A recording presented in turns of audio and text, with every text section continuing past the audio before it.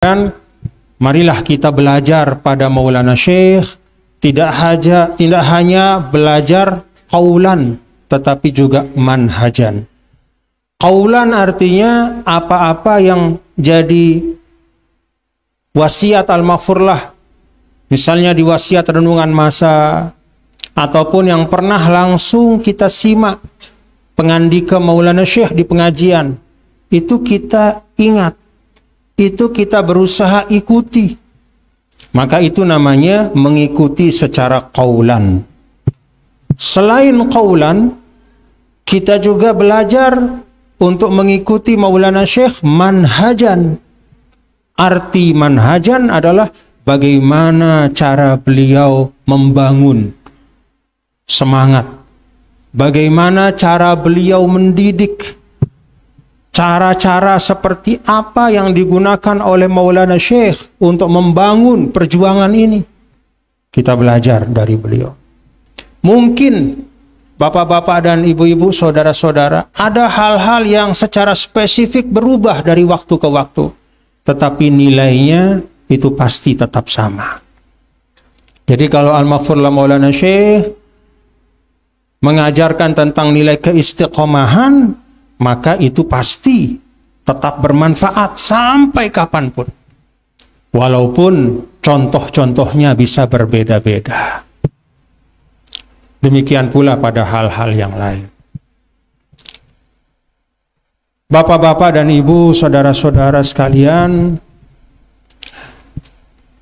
kesempatan bertemu dengan cukup banyak pengurus organisasi yang berkesempatan hadir pada sore hari ini.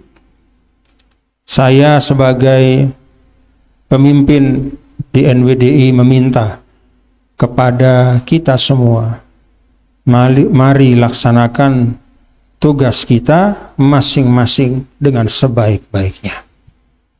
Laksanakan tugas kita masing-masing dengan sebaik-baik. Tugas kita ya tugas kita. Tugas teman kita ya tugas teman kita. Jangan kita tinggalkan tugas kita untuk mengambil tugas teman kita.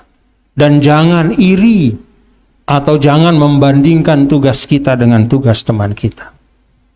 Kenapa kita tidak boleh iri?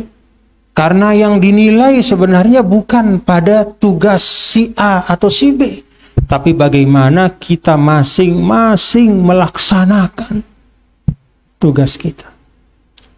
Yang di cabang, mohon tunaikanlah tugasnya untuk memperkuat cabang, anak cabang dengan seluruh amal usaha perjuangannya. Madrasahnya, majelis taklimnya, majelis hizibnya, dan semua ruang-ruang perjuangan yang ada. Pengurus daerah juga sama. Pengurus wilayah, pengurus besar, para masyayikh, semua kita masing-masing punya tugas. Jangan, kok Tuan Guru Yusuf yang jadi Amit Mahat, kenapa enggak saya ya? Misalnya ada yang mengatakan ngelihat dari belakang, kapan ya saya jadi Amit Mahat ganti Tuan Guru Yusuf? Kayaknya saya juga bisa. Jangan. Sudah laksanakan tugas masing-masing dengan baik. Kenapa kita perlu melaksanakan tugas masing-masing dengan baik? Karena itulah yang kalau kita laksanakan dengan istiqomah, dengan sungguh-sungguh, itulah yang akan menjadi jalan insya Allah. Perjuangan-perjuangan apapun yang kita lakukan, sosial, dakwah Islamiyah, kemudian pendidikan, kemudian ekonomi umat, dan semuanya mudah-mudahan akan berhasil kalau masing-masing melaksanakan tugasnya dengan sebaik-baik. Termasuk para santri kita, termasuk para asatidz dan ustadzat, semuanya punya tugas. Dengan karakter atau sifat tugas masing-masing.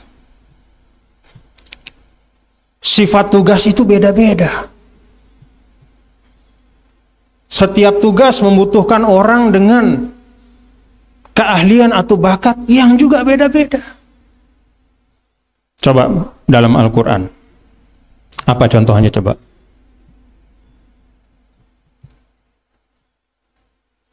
Nah, ya. Dalam surah Yusuf,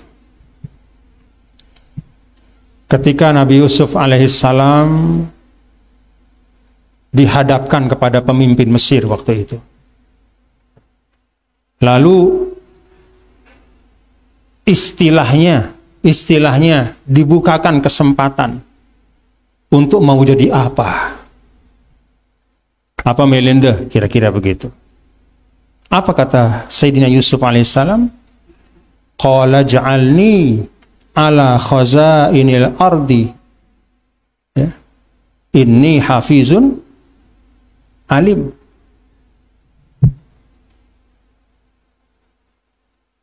Wahai raja, Pak, tempatkan saya menjadi bendahara negara. Saya ini orang yang pandai memelihara amanah dan punya ilmu untuk itu.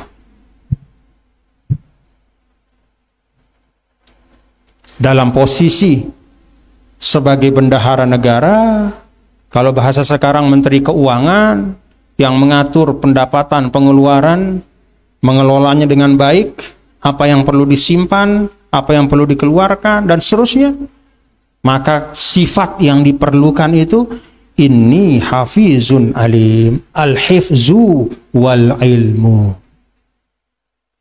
yaitu amanah, mampu menjaga, bisa dipercaya, orangnya amanah, berintegritas, alim, dan punya ilmu, mengetahui cara, tahu caranya.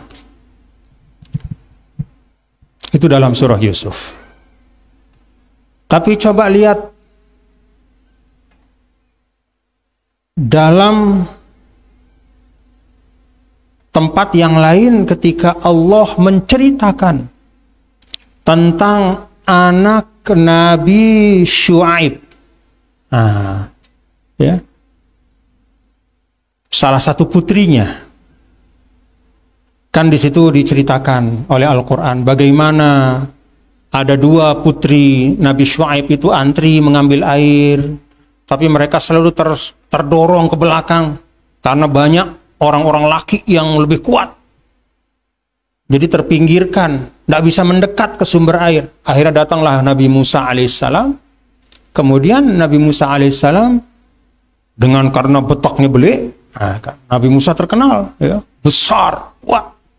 Akhirnya dibantulah dua anak Nabi Syuaib maju ke depan sampai ke pinggir sumur, dapat ambil air di mata air itu. Lalu pulang dua putri itu ke bapaknya dan menceritakan, Pak, tadi ada orang, anak muda lah kira-kira, membantu kami sehingga kami bisa dapat air ini. Lalu salah seorang dari dua putri itu mengatakan kepada bapaknya, kita kan butuh air setiap hari. Kalau ada orang seperti itu bisa membantu, ya, sewa dia, artinya upah dia, jadi karyawan istilahnya, untuk bisa membantu setiap hari, maka itu akan lebih baik untuk kita, Pak. Apa kata putri Nabi Syuaib? Apa? Inna khaira man istajartal qawiyul amin. Pak, cocok yang tadi itu. Kenapa? Khaira man istajarta, sebaik-baik yang orang yang pantas untuk disewa untuk tugas itu, al-qawi, yang kuat, al-amin, dan bisa dipercaya. Karena ini anak perempuan dua, jadi bukan orang yang nakal. Kenapa pada saat menjaga harta negara sifatnya hafizun alim, sedangkan untuk mengurus urusan mengangkat air yang membutuhkan kekuatan fisik disebutkan qawiyul amin? Ya karena memang beda-beda tuntutannya. Kalau urus uang, ya yang diperlukan yang memang jago, amanah, punya ilmu, walaupun betaknya beci, atau bahkan walaupun dia tidak betak, ya. Atau bahkan dia tidak bisa bergerak di kursi roda pun misalnya, tapi dia hafizun alim, boleh. Istilahnya begitu. Tapi kalau ngambil air di sumur, rebutan sama orang-orang kuat, tidak cukup sekedar amanah dan berilmu. Karena itu tidak bisa selesai dengan otak saja, harus ada otot di situ. Ya. Bagaimana mau diilmukan, mau diberdebatkan, mau diceramahi kalau sedang rebutan ngambil air? Sama kayak orang lagi rebutan mau cium Hajar Aswad. Bisa ceramah bapak-bapak, Assalamualaikum warahmatullahi wabarakatuh, mohon izin saya mau cium ya, sila bapak-bapak minggir dulu. Kan nggak mau dia. Siapa yang mau? Udah plak sama orang. Harus al-qawi. Ya. Walillahil masalul a'la. Jadi segala sesuatu itu ada muwasafat. Ya. Ada sifat karakter,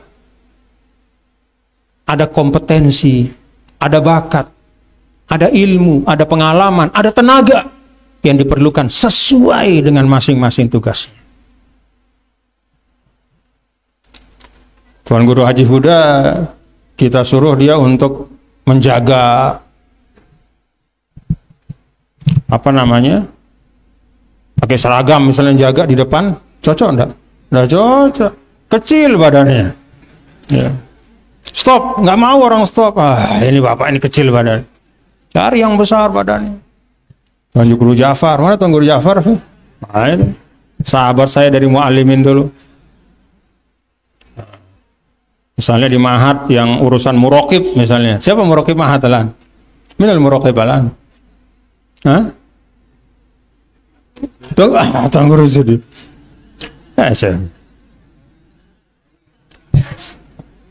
Muraqib itu kan inspektur kalau bahasa pemerintahannya, inspektorat. Nah, dulu misalnya saya inspektorat saya namanya Pak Ibnu Salim, namanya orang besar, beli suaranya indah, jadi bolehlah Tuan Guru Zuhdi ya misalnya. Tapi jangan salah ya, di dalam yang kecil itu ada himmah yang besar ya. Tapi yang ingin saya sampaikan ya bapak-bapak ibu, kita semua ini didudukkan, ditempatkan dalam rangkaian perjuangan itu dengan amanah kita masing-masing. Jadi jangan kita tengok teman dalam arti kan iya aku misalnya, karena ukurannya di mata Allah, di mata Al-Maghfurlah bukan siapa menjadi apa, tapi bagaimana kita menjalankan amanah itu. Bagaimana menjalankan amanah. Maka tunaikan dengan sebaik-baiknya. Paham Bapak-Bapak Ibu nggih? Nah, semua ada tuntutannya, ada sifatnya, ada hal yang diperlukan, yaitulah yang kita, itu yang diamanahkan, lalu itu yang ditugaskan, dan tolong laksanakan tugas itu dengan sebaik-baiknya dalam ruang apapun. Wah, maghrib di mana? Hah? 10 menit. Nah, Bapak-bapak Ibu, yang terakhir tapi penting ya, dan bahkan menurut saya ini salah satu yang sangat penting. Saya minta, saya mohon, saya perintahkan seluruh pondok-pondok pesantren NWDI, sekolah-sekolah NWDI, madrasah-madrasah NWDI dari semua tingkatan, betul-betul jaga kehormatan dan nama baik. Jaga kehormatan dan nama baik. Jangan ada praktek atas nama apapun yang melanggar hukum di pondok pesantren kita. Apalagi selain melanggar hukum juga melanggar norma melanggar tuntunan-tuntunan adab, akhlak, hukum-hukum agama, itu lebih-lebih lagi jauhkan.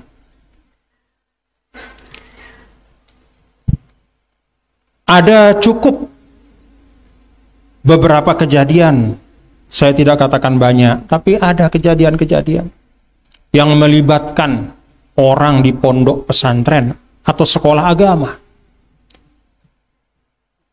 yang mengandung hal yang bertentangan dengan nilai-nilai pondok pesantren, nilai-nilai Islam, nilai-nilai hukum. Ada pelecehan, anak orang yang dititipkan oleh. So, akad kalau anak sekolah itu apa yang paling dekat Tuan Guru? Itu akadnya apa Tuan Guru kira-kira yang paling pas? Anak kalau disekolahkan, kalau ibaratnya diakadkan antara orang tua sama gurunya, apa? Wadiah ya, titipan ya, paling dekat ya. Kalau kita pakai kaidah, pakai ibaratnya apa? Akad-akad dalam fikih yang macam-macam itu mungkin yang paling dekat wadiah. Wadiah itu titipan. Titipan itu artinya apa? Dijaga dan dikembalikan dalam bentuk yang minimal sama dengan ketika dia diterima. Kalau dia dalam keadaan baik, kembalikan dalam keadaan baik. Plus ada ilmu. Orang tua datang dari jauh membawa anaknya ke kita. Ustadz yang titip panggih, Tuan Guru tiang titip anak tiang. Didik ya bagus-bagus. Tiang serahang lesida, itu titipan. Jaga itu. Maka kalau zaman dulu misalnya ada ya, ya kita sudah alami lah, misalnya pakai fisik, mantok, mukul, ngelanjak, nendang, nempeleng, tidak boleh lagi ada di pondok kita, tidak boleh lagi ada di sekolah kita. Kenapa? Melanggar hukum. Itu bagian-bagian yang mutaghayyirat, tunduk kepada kesepakatan, kebiasaan dan nilai yang berkembang di tengah masyarakat. Kalau dulu itu boleh, kalau dulu itu tidak dianggap pelanggaran, bahkan dulu dianggap sebagai satu bagian dalam mendidik, maka sekarang halnya sudah berubah. Tradisi pendidikan juga sudah berubah, hukum yang mengatur kita sebagai masyarakat juga sudah berubah. Itu sudah menjadi hukum pidana. Jangan.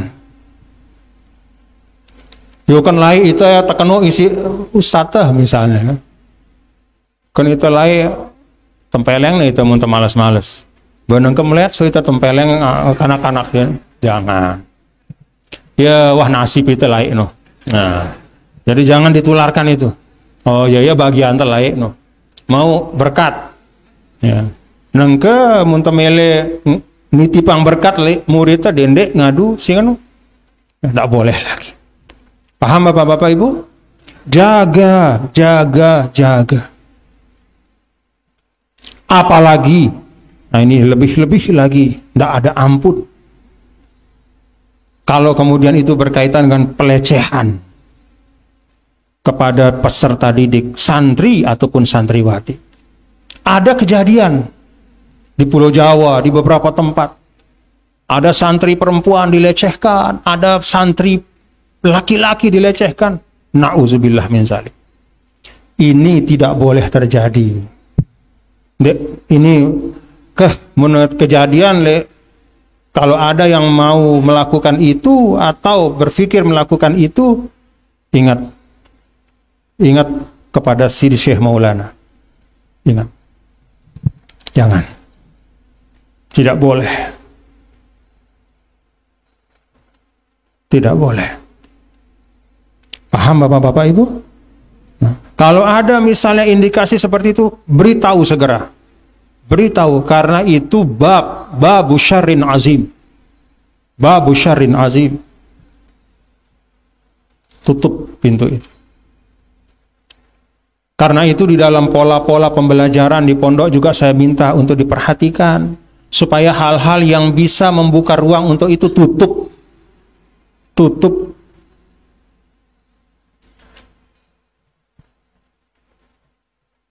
Dan ini tanggung jawab. Ini wajibul waqt untuk kita hari ini. Kenapa? Karena pondok pesantren akhirnya terimbas. Cukup banyak sekarang orang tua yang berpikir ulang untuk menyekolahkan anaknya di pondok pesantren, termasuk di kota-kota besar. Karena demikian banyak berita-berita. Kadang kejadiannya satu, tapi diberitakan berulang-ulang. Sudah begitu, bukannya kemudian kita tolak cara seperti itu, bahkan ada yang bela, ada kemudian yang mengatakan tidak apa-apa. Jangan. Mari kita jaga nama baik pondok pesantren dengan memastikan pendidikan di pondok pesantren itu memang menjadikan anak-anak didik kita itu orang terhormat lahir batin. Dan tidak bisa kita menjadikan anak-anak didik kita terhormat lahir batin kalau kita sebagai gurunya tidak menjaga kehormatan mereka lahir batin. Kalau tidak dijaga lahir batin.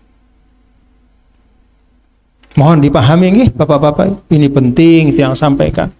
Penting karena jangan sampai semua kebaikan-kebaikan, semua hal-hal hebat yang sudah dibangun oleh Sidi Syekh Maulana melalui madrasah-madrasah semua akhirnya tercoreng karena urusan seperti itu. Saya mohon dijaga.